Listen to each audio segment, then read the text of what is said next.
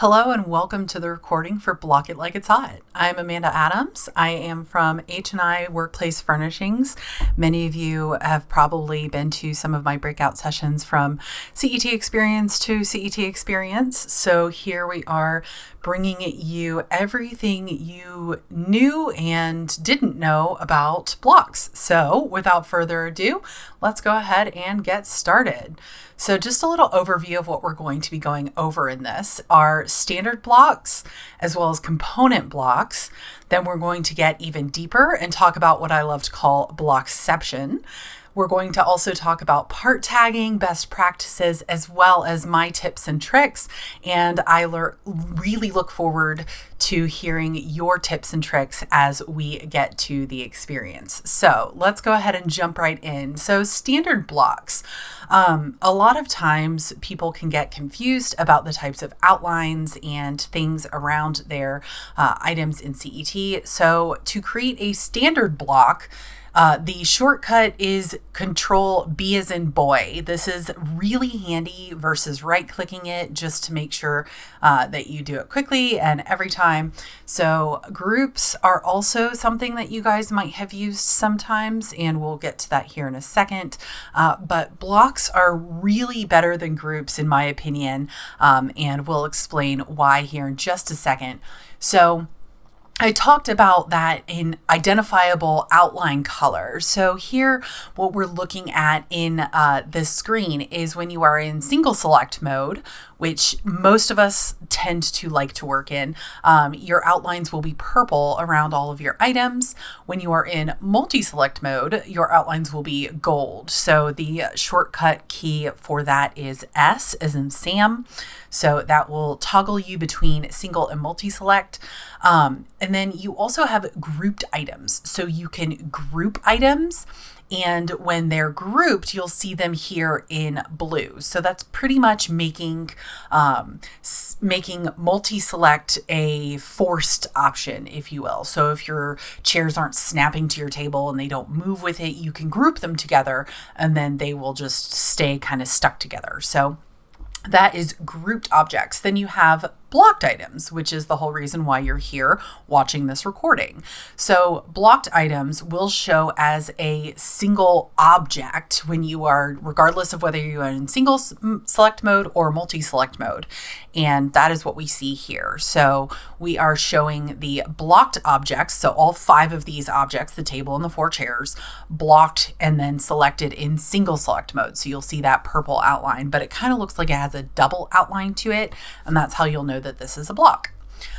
So when these items are blocked together, it's going to tie them together in both 2D and 3D. So you don't have to worry about absolutely losing one of them.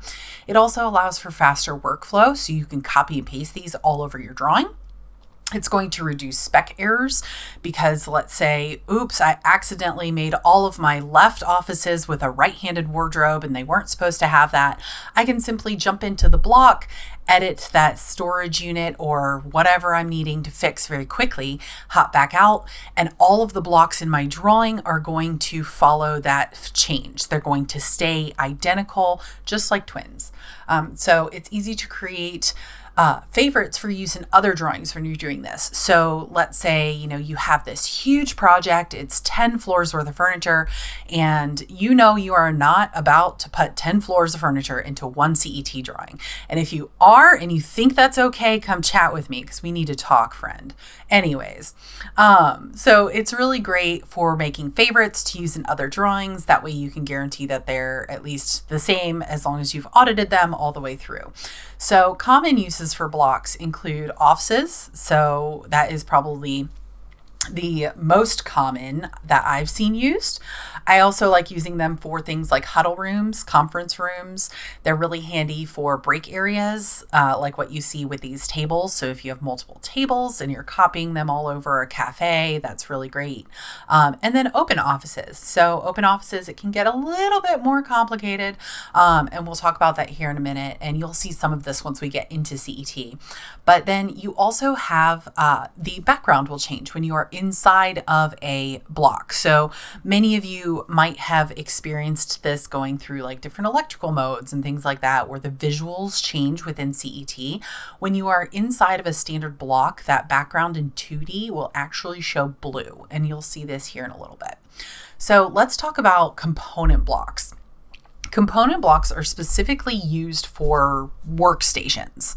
So really what this is it is going to be sticking all of the guts that go inside of a workstation into a block that you can then copy and paste, and it will also help make sure to keep you in line to where your blocks are working with your panels, so on and so forth. So they're like blocks, but smarter, if that makes sense.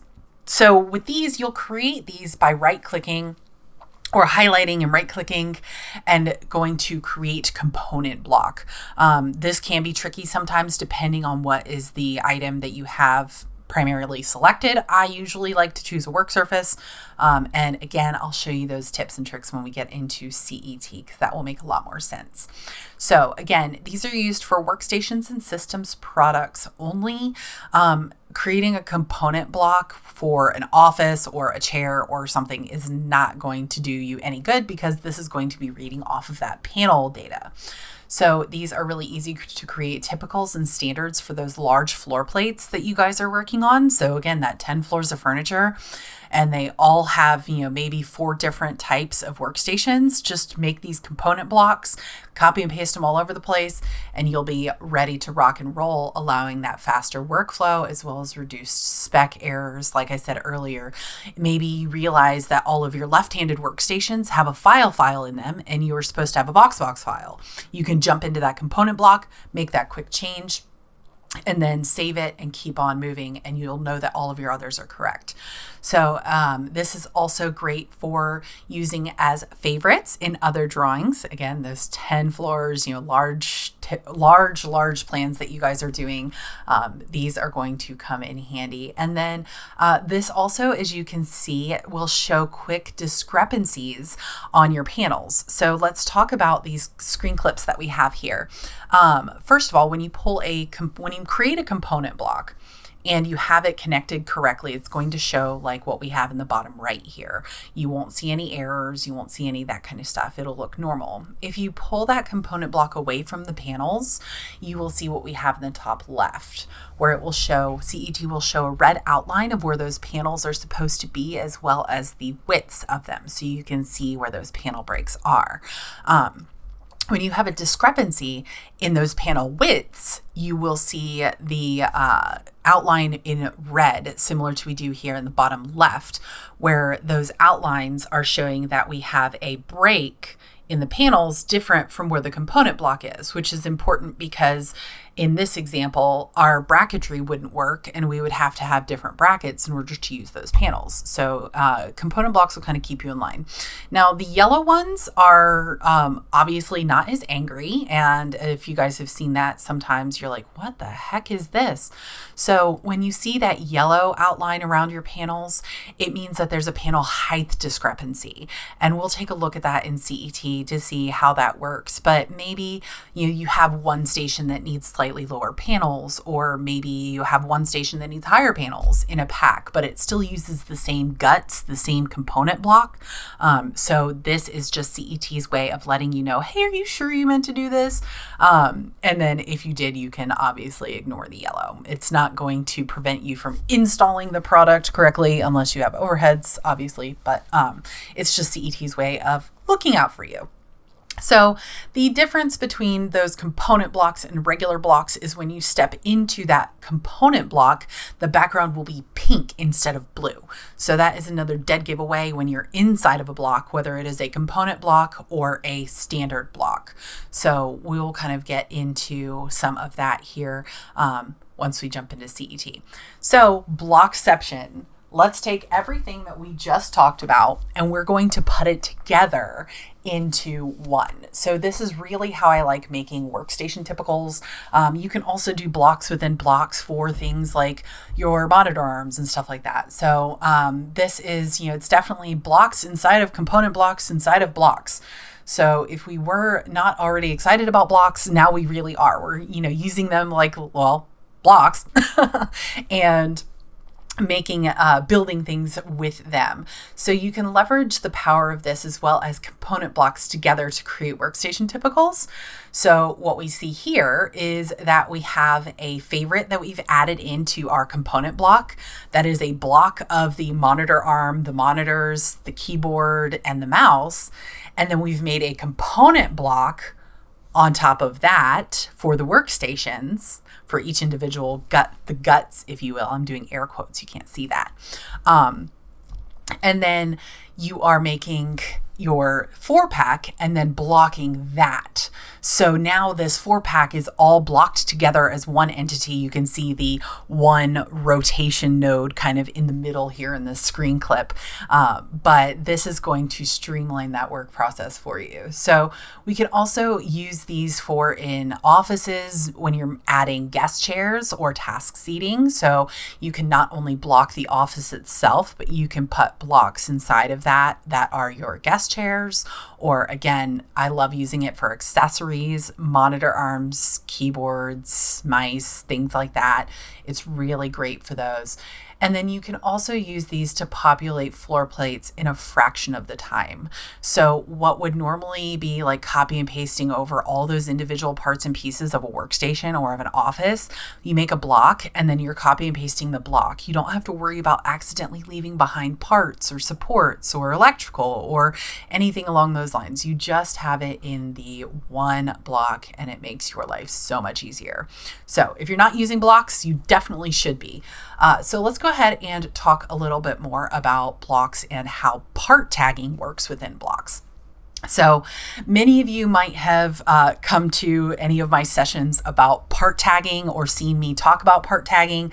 I am a big advocate for it. It can either make or break your project, and it can really help speed up your workflow if you know how to do it correctly. So when we are working with blocks, one thing that you see here is that I like to put the names and tags in that tag to column to where I know what these are being used for. So you'll see, I'll talk about this here in a little bit, but I have that tag 2 used for individuals, and then tag 1 and tag 3 are areas.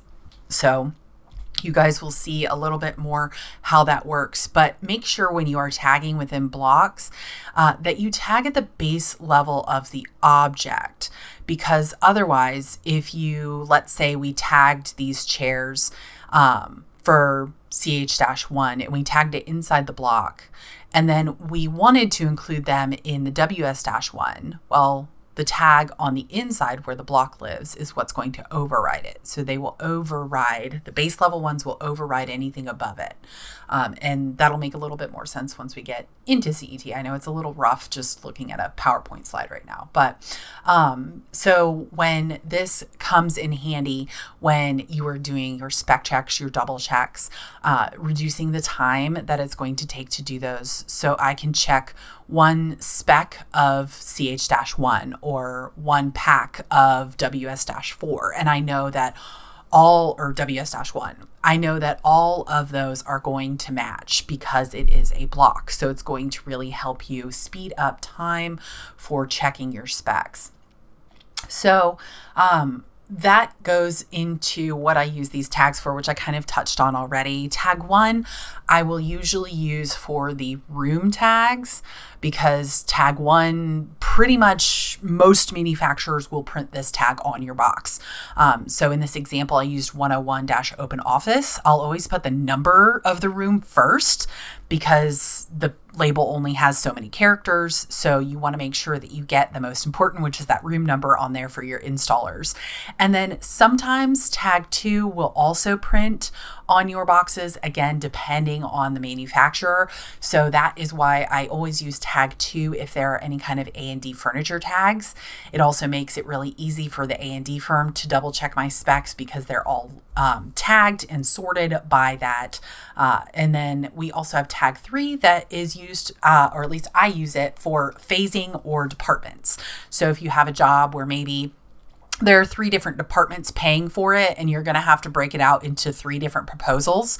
This is a way you can do that. You can utilize that tag 3 to tag them for different departments or maybe different phases. If you have one that they're definitely ordering all the workstations and then 3 out of the 5 offices, you can tag those for phase 1 and then the leftover offices for phase 2, to where you can easily pull those specs out. So that's just a little tip on part tagging there. So let's talk about some best practices for blocks. So the first and probably the most important, and I can say this until I'm blue in the face, is rename your blocks. For the love of anything that you believe in, please. Your future self will definitely thank you, because when you create a block originally, it will just tell you the number of components and have a timestamp. So when you hit that Control B on your Workstation 4-pack, it'll say 61 components at 9/19/2025, 11:15. And you're like, okay, well, that tells me absolutely nothing about what this is. So make sure you're renaming them. It'll really help when you open your block dialog and you're either utilizing that block replace, you're cloning blocks, whatever you're doing, just make sure you rename your blocks. It will save you in the future. So the next thing we're going to talk about is spec checking. So please make sure you're spec checking these. I'm telling you from personal experience, I have made the mistake of ordering nothing but all right-handed wardrobes on a project. And if I would have spec checked my blocks earlier, I would have caught that I had the wrong hand wardrobe in my workstation sooner. So just note this. It is going to be very handy in your long run projects, especially if you're making typicals in a master file and then speccing them out into other drawings for multiple floors. So just a tip, when you are inside of a block, like you see here with that pink background and that 2D, when you open calculations view, calculations is only going to show you what is inside of that block. It's not going to show you the whole drawing. So that's another really good way to spec check these in little bite-sized chunks. So the next best practice, which I kind of touched on earlier, was for part tagging. If you are part tagging inside of these blocks, use that individual item part tagging to do tagging for blocks at the base level. So this will be very important to make sure that all of your items are flowing through calculations with the correct part tagging on them inside of your blocks, to where you're not accidentally, trying to override them outside, and you have things showing up in different areas that they're not supposed to, and it just gets really confusing. So make sure you're doing it in the base level on those individual items for at least the furniture tags. Your area tags and your phase tags are usually done outside of the blocks. So let's talk about some tips and tricks real quick, and then we'll get into CET. So save your blocks as you're using them as favorites to use later. They're super handy, especially with large clients and those set standards. So when you're breaking out multiple floors, or let's say you just have a nationwide account that uses the same 4 guest chairs, depending on what office they're doing, you save them as favorites and reuse them later. So here's the thing with component blocks. Please don't include all of the electrical, the frameless glass, gallery panels, stuff like that in your component blocks. I've actually experienced this firsthand, where sometimes CET doesn't recognize those additional items on your panels as part of the air quotes panels, and will actually duplicate them in your calculations view. So when you're making component blocks, keep them super simple, and then do the glass, do your gallery panels, do your electrical, do all of that outside of the component block when you're building out the block for the typicals for the workstations. So that will make a lot more sense once we jump into CET, just keeping those component blocks pretty simple. Applying finishes. So apply finishes while you're creating your blocks. That way you don't have to do them later. One big handy tip though is if you didn't apply those finishes or use schemes while you were building your blocks, if you are applying schemes outside of your blocks, make sure to check that little blocks checkbox at the bottom of your schemes before you hit apply. Otherwise, it will not apply to anything in blocks and you'll be sitting there wondering why your blocks still do not have any finishes on them. So we'll kind of go through that here in a little bit.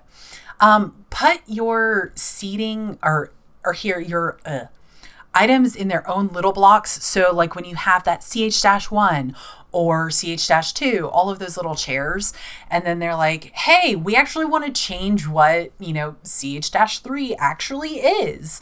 Then you can hop into that little block and you can change it very quickly without having to worry about it. Or you can use block replace if you have done your blocks sooner. So, some other tips, if you're ever having a problem with an object that doesn't have a rotate, block it like it's hot, man. Just literally block it, and then that block will always have a rotation node, and you can rotate it how you need to, and then explode the block and use that block for your advantage if your object doesn't have a rotate. And another one that this doesn't work 100% of the time, but it's always worth a try, is if you can't page up or page down something to fix the 3D elevation, go ahead and block it like it's hot. You block it and then you'll be able to page up and page down on that item without having to use edit graphics. Now this one doesn't work all the time, but it's always worth a try. Then when doing alternates, clone your blocks as options. So this is something that's going to keep you organized to where you can make multiple options within your blocks. But I've also done this before where I've thought I've cloned a block. I went into the block, started changing it, and then realized it changed all of my other blocks that I didn't actually want to change. So cloning blocks is going to be one of your best friends.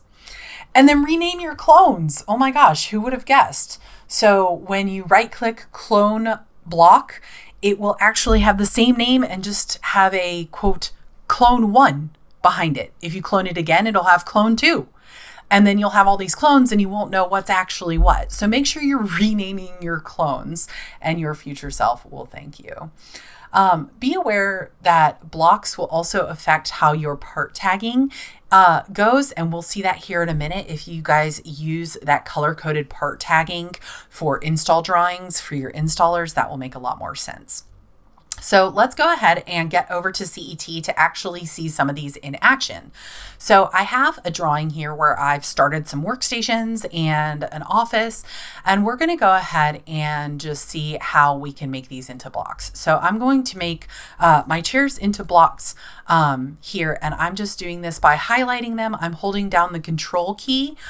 You'll see when I am highlighting those, and I'm hitting Control B as in boy to make that into a block. Now you'll notice I haven't renamed these yet, and they just say 2 components at the time. So this is why you rename your blocks. So here I'm just going to simply rename this CH-1, and then this one CH-2,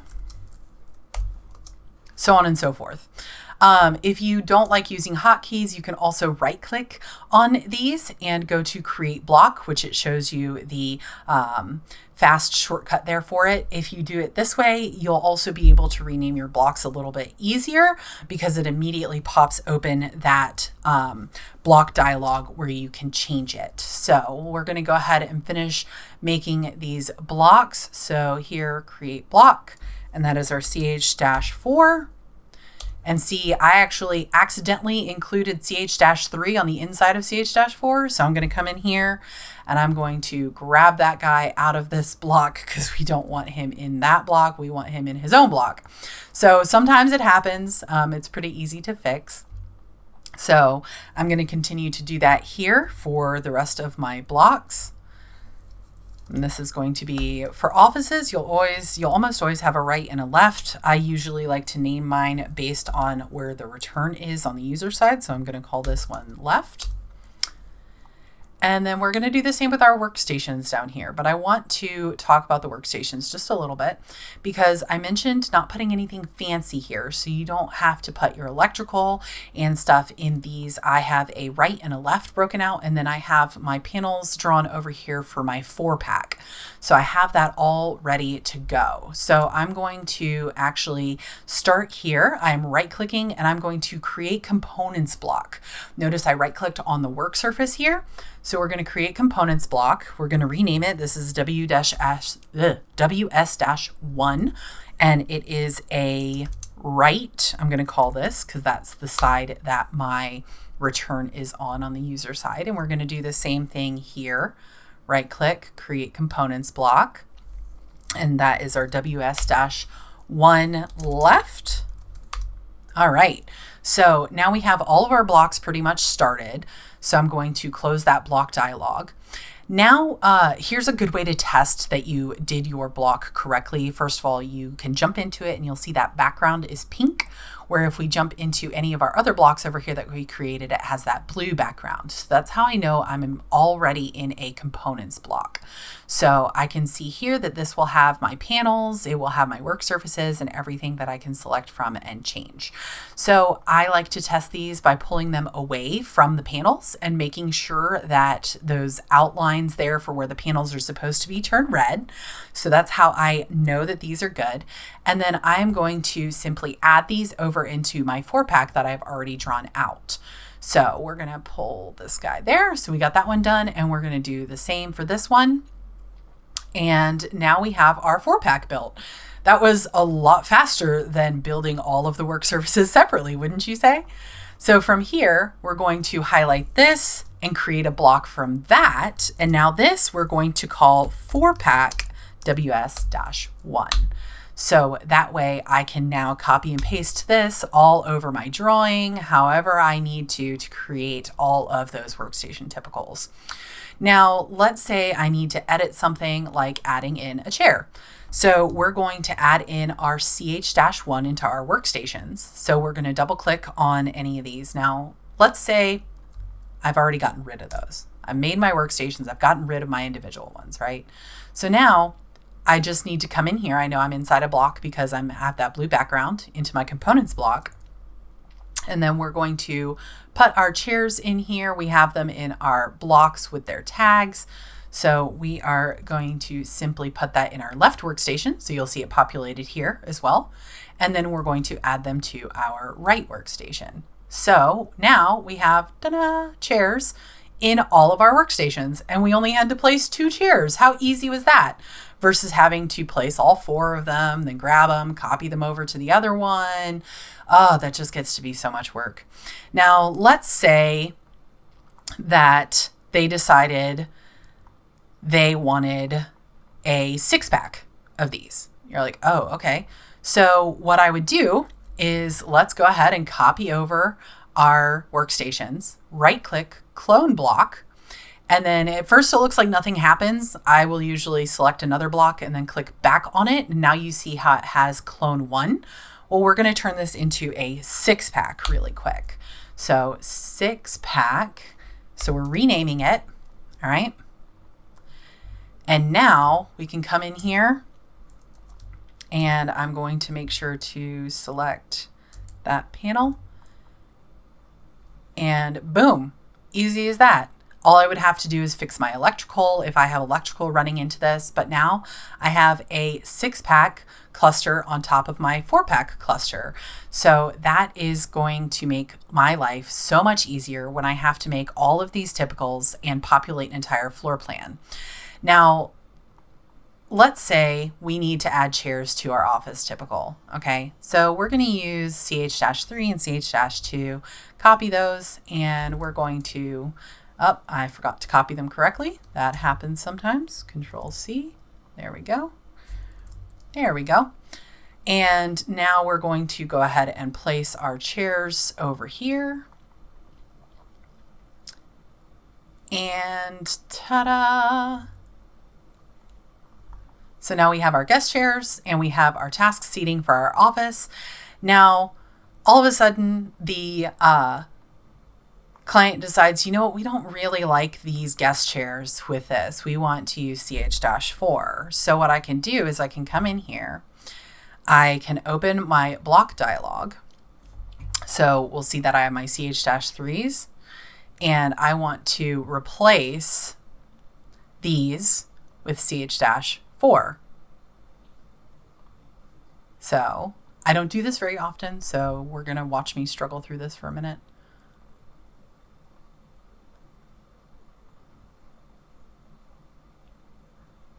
CH-3, replace. All right, I'm just placing more of them. This is one of those that, again, I don't use this very often, and I know you can use it.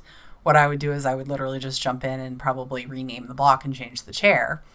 But I think that's how you do it. Okay, so let's do this again. So if y'all saw that, I'm going to choose for my block dialog a CH-4, and we're going to pull that in, okay, into our block. All right, it just keeps going into that. That's annoying. All right, we're just going to copy our block then. So we're bringing it with us, we're pasting it, and then I want to replace this guy. So we're going to select both of those, replace, and then I'm choosing what I want to, oh, no, I did it backwards. So replace these guys. Okay, so maybe that's something also that if you guys noticed I had different center points on those, if you're wanting to actually use block replace, you'll have to have the same point selected. So just know that you can use that. I don't use it often. I just copy and paste for the most part.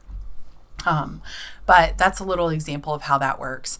Now, I did want to show you guys a little bit about how part tagging works with these and how install drawings are going to work when you have tags and they are color coded. So let's go ahead and open up our part tagging. I've already made tags for all of these. Now, remember I said, try to use this in the most deep layer of the tags as you'd like. If you use these, so for instance, the CH-2, we're going to come in here and we're going to tag it individually inside of its tag, to where when we come outside now, this one should also be tagged. Yep. So now we have that tagged as well. So we're going to do the same for our CH-1, tag individually. And I'm just tagging these with the individual inside of their blocks. So this is something that I would probably do during block creation just to make it easier. All right. And now once we're done with that, we are going to do the same thing with our offices. So here I am going to select everything for my office, and then I'm going to select my office tag OF-1 and apply to selection. So now I can see that my entire office has now accepted that tag. We're going to come out and we'll do the same thing inside of our workstation typicals. So here, well, we can actually tag these on the outside of it, which might be a little bit easier. So here we're inside the block. I'm going to choose that WS-1, tag individually, and select everything. Now, note I selected everything, but that CH-1 is tagged inside of that block on its space level. So it will not actually accept this WS-1 tag. And we'll see that when we go into our calculations.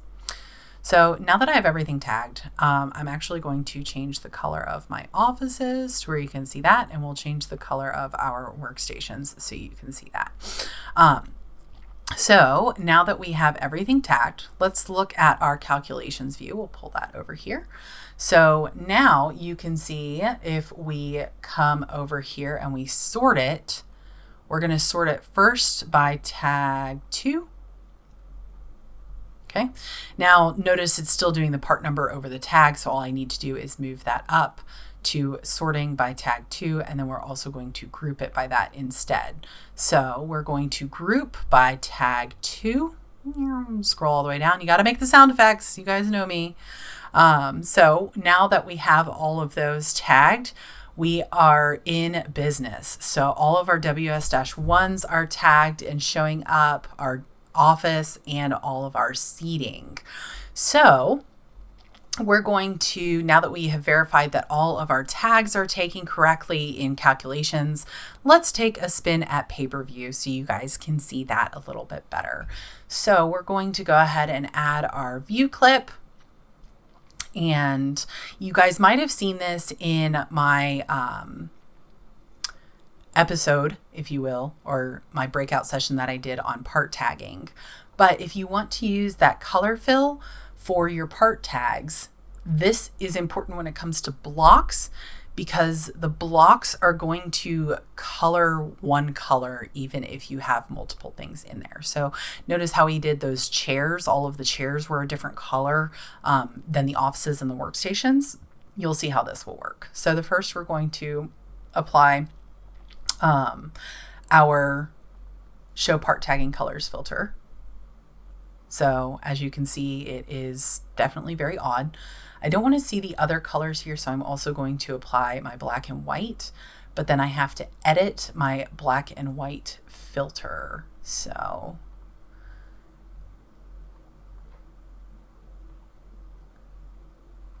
I believe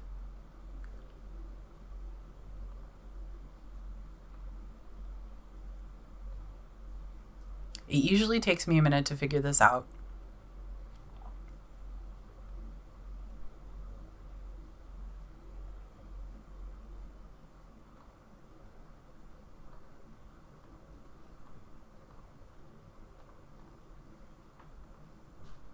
There we go.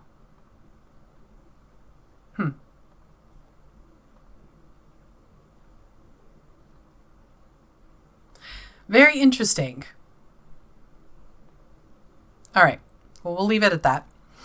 So you guys can see that the part tagging definitely does some weird things when you are using blocks, where if I will actually step into the drawing to where you guys can see if we explode one of these, what will happen. So we explode block, and then we're also going to explode the top two component blocks so you guys can see how these act.